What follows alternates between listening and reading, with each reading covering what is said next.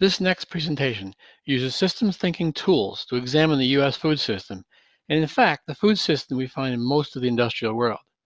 The research that contributed to this analysis was done by Hal Hamilton and his team at the Sustainable Food Lab in Heartland, Vermont, in concert with the Academy for Systems Change. The full report developed by this group of systems thinkers is titled The Commodity Systems Challenge: Moving Sustainability into the Mainstream of Natural Resource Economies. It may be found online or on the Blackboard page associated with the UMass Ag Systems Thinking class.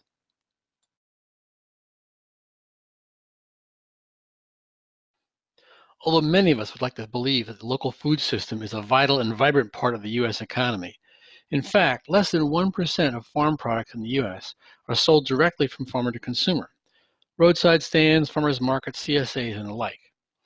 Some products are sold directly from local farmers to local stores, as was the norm prior to World War II. Nevertheless, most, about 99% of American farm products are packed, shipped, processed, and sold through a complex system of middlemen. Except for some local vegetables, the commodity system is the American food system.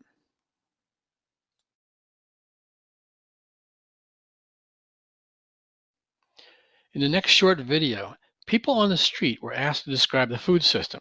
If you were asked to describe the American food system, what would you say? Describe what a food system is. A food system? A food system? I need some context. I don't know what you mean by... What is a food system? You've heard that.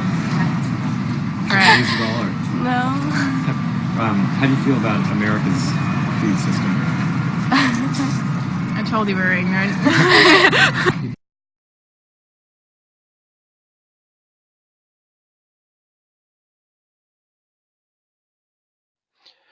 This presentation on the Commodity Systems Challenge is designed to help you do a little better than those folks did in the last video. When the same folks were asked if the food system was sustainable, and if they thought they understood the idea of a runaway food system, they became a little bit more articulate.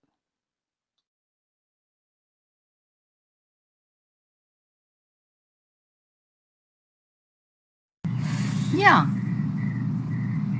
I mean, you can survive on it. Well, we seem to get plenty, and the stores are full. There's plenty of it. I don't ever go short.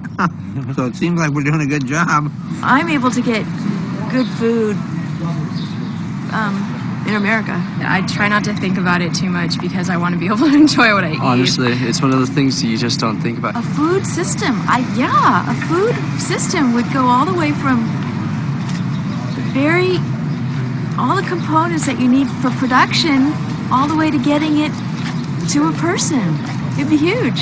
Well, it's becoming a runaway system where we can't really control the effects of what we're doing, and we're not really aware. I think a lot of people aren't really aware of the effects that our food system and the agriculture of our country is doing right now. I just think maybe a runaway food system would be something that just grows so enormously and it's just out of control, and there's no way of really controlling it unless you take drastic measures. It's not a natural way of doing things. I don't know. To me, it's unnatural how they do our food processing. What's wrong with the food system is it doesn't take into account all the considerations, I don't think. I mean, it's just worried about producing the most food for the least amount of money for the greatest profit, rather than worrying about the land or the sea that generates the food and taking account of the whole system.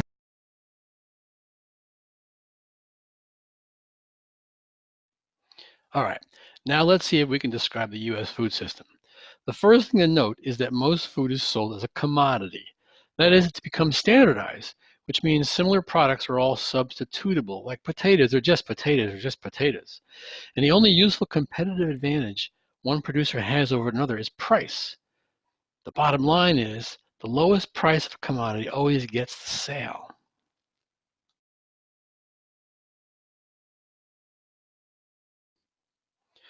One of the rules we learn in systems thinking is that structures, physical things, organizations, policies, rituals, determine behavior.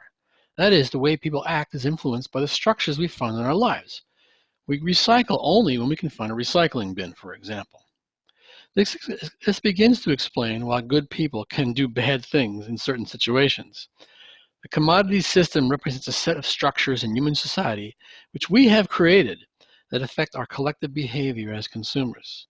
Since the commodity system always maximizes economic return, it then also guides our behavior as shoppers to continue to exploit the environment and other people in order to grow the economy.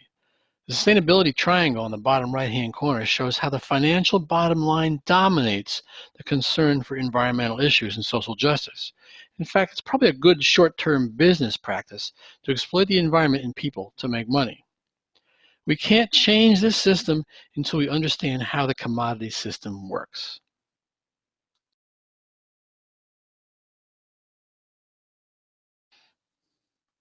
In this picture, we see a model of the commodity system. We will unpack this model and see if we can understand how it works. It's important to remember, however, that the map is not the territory. That is, the model is a simplified depiction of the real world. It may be useful to help us understand and navigate around the world, much like a map helps us find our way on the roads. But it's not a complete description of the system. In this picture, we see a model of the commodity system. We will learn to unpack this model and see if we can understand how it works.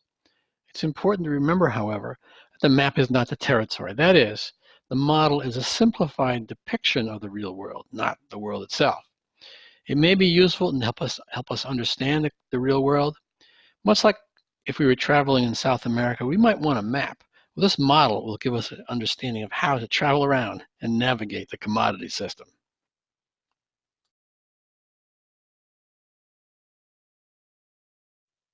If we take a look at the historical trends of production of commodities over time, we can see that the total production of corn, soybeans, wheat, etc. has increased dramatically over the past 60 or 70 years. Take a look at the bottom right-hand corner, and you can see what happened to the total harvest of Atlantic cod around 1990. Production increased, and then completely collapsed. This, too, is a result of the commodity system.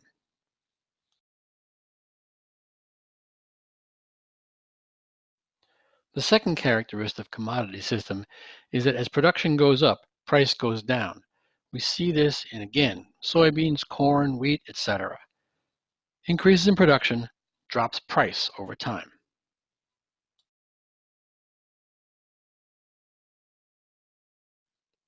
This pattern of increasing production and decreasing price is a general trend for any product that has become commodified. While it might be considered a positive trend from purely an economic or a consumer perspective, we'll also see it produces negative consequences.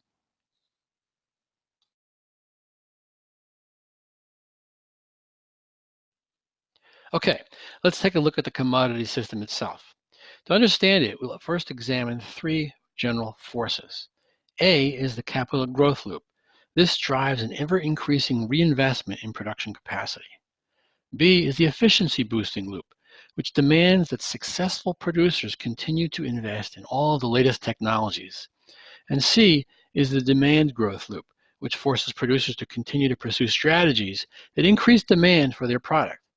All three drivers result in an increase in overall total production.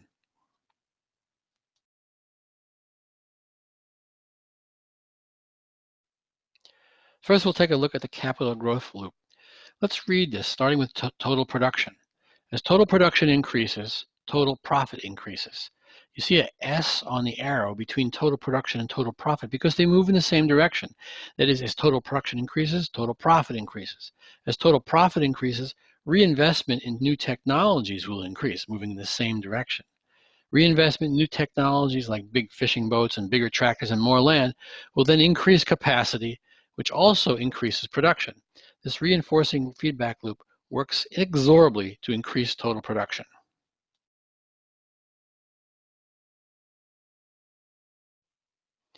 Okay, here's the capital growth loop at work. Total production increases, increasing profits, and encouraging individual producers to reinvest in bigger machinery and more land, bigger tractors, bigger fishing boats, and bigger farms.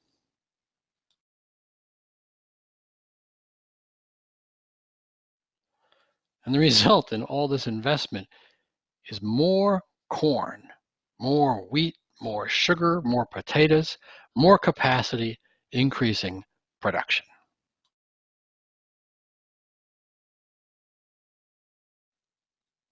The next driver is the efficiency boosting loop. We read this reinforcing feedback loop as follows, starting with total production. As total production goes up, commodity supply goes up. That is, it moves in the same direction. Notice the S and the arrow between the total production and commodity supply. As supply goes up, price goes down. Notice the O on the arrow between commodity supply and average price. As supply goes up, price goes down. As price goes down, the profits per producer goes down. Individual producer making less money. And as the profits per producer goes down, the pressure to boost production will go up. That is, individual producers will try to become more efficient, increasing their profitability. As the pressure to produce production costs go up, the size and the technology of individual producers go up. That is, they will get bigger and more technologically savvy. And as we get bigger and more technology comes along, we increase capacity and increase production once again.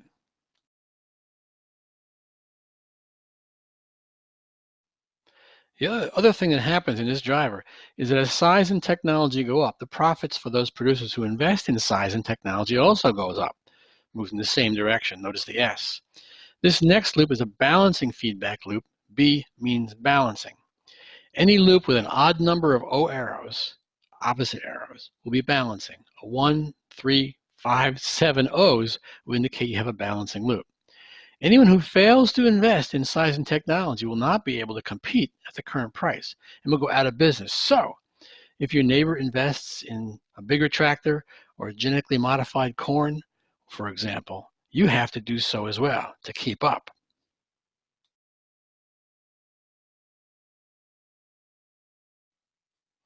And of course, there's lots of technologies people invest in. Computers, of course, washing machines for the vegetables to reduce labor costs, chemicals, fertilizers, pesticides, whatever it happens to be on the bell pepper, for example, and maybe even drones.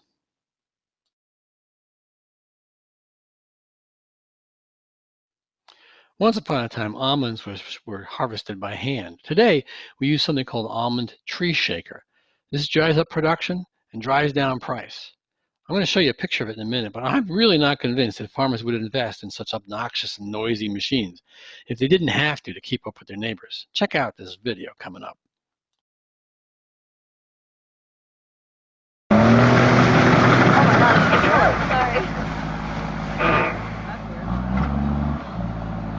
I can feel that vibration.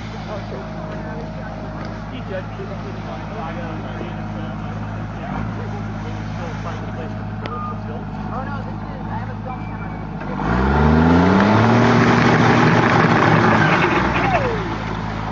Wow.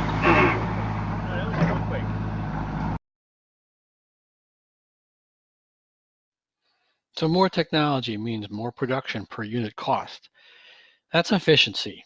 Soybean yield per acre, corn yield per acre, wheat yield per acre, etc., has done nothing but go up in the last 60 or 70 years.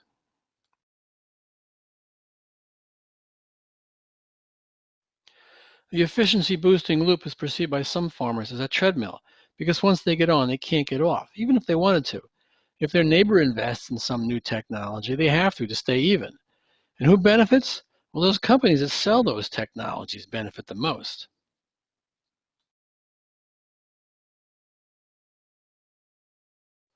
The third driver is the demand growth loop. Think Black Friday.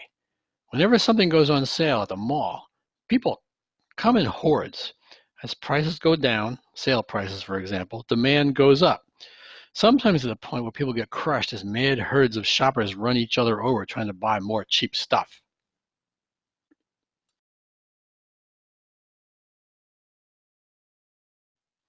Okay, here's what the demand growth loop looks like. As total production goes up, the supply of a commodity goes up, moves in the same direction. Notice the S. This lowers the price, moves in the opposite direction, and increases demand, again the opposite direction. Follow the loop around. As supply goes up, price goes down. As price goes down, demand goes up. And as demand goes up, the tendency to increase production goes up as well. Notice there are two O's in this loop, balancing each other out, creating a reinforcing loop. An odd number of O's is a balancing loop. An even number of O's is a reinforcing feedback loop.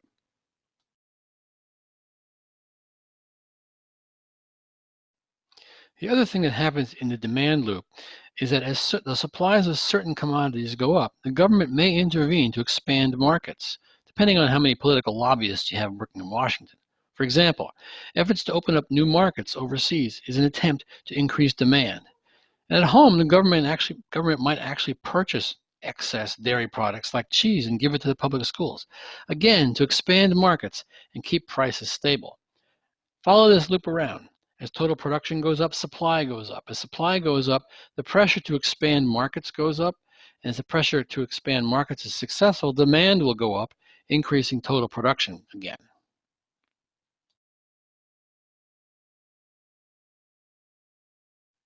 So what do you do when you have too much of any one product, like corn? Well, one response might be to decrease corn production, but that would make way too much sense. How about rather making more products out of corn and then advertising all this new junk food as something that you all need? Or perhaps ship the corn overseas. Increasing production forces producers to find creative ways to increase demand for their products.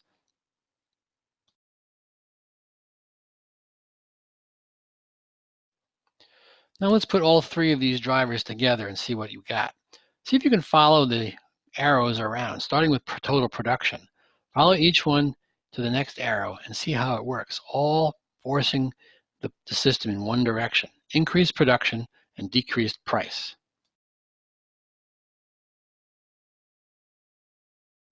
Here's a slightly simpler model of the three production drivers of the commodity system. Let's follow it around. As total production goes up in loop A, profits go up. As profits go up, there's a likelihood to reinvest in more technology and more land, more capacity, increasing production. As total production goes up in B, price goes down, forcing an investment in efficiency and scale, and that increases capacity and production. And total production goes up in loop C, increasing the likelihood to invest in new and creative ways to create demand. All three drivers increase production and drop price. You might ask, what's wrong with that? We're going to take a look at that in the next presentation.